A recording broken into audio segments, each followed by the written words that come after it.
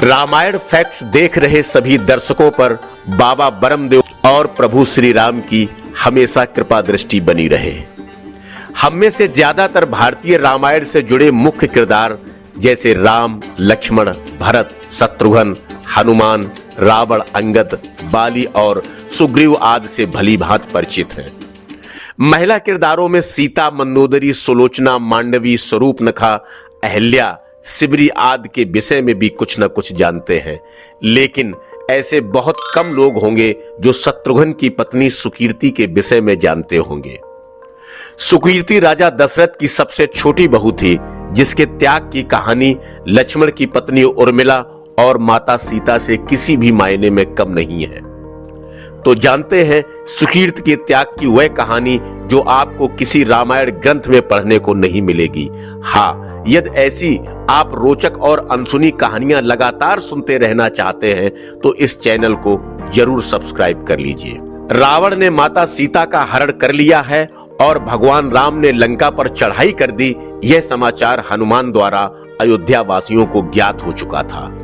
भरत ने आत्मयोग के द्वारा प्रभु श्री राम से युद्ध में भाग लेने की आज्ञा मांगी, किंतु प्रभु ने उन्हें लंका आने से मना कर दिया था। एक रात माता कौशल्या की रात में अचानक नींद खुल गई।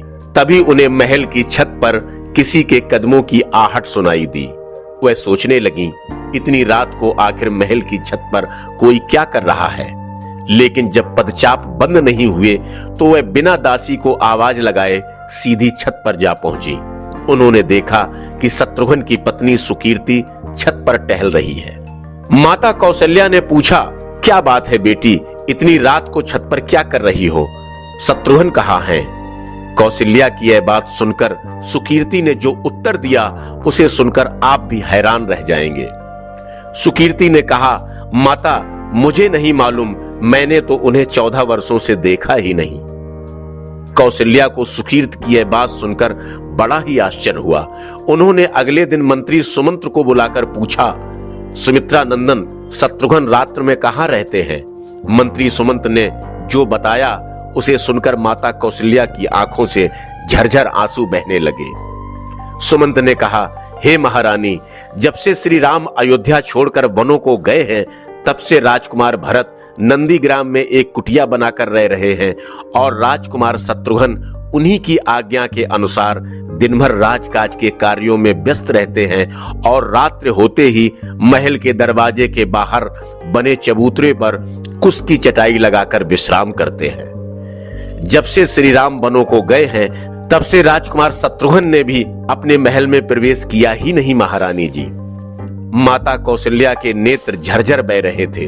उन्होंने कहा, प्रभु, मेरे एक बेटे को वनवास मिला था, लेकिन यहाँ तो चारों बेटे और बहू वनवास की सजा भुगत रहे हैं। दोस्तों, रामायण कथा सिर्फ सुनने और भूल जाने के लिए नहीं है, इससे प्रेरणा भी लें।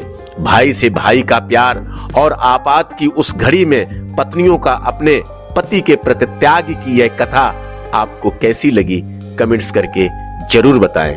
जय बाबा बरमदेव की जय श्री राम।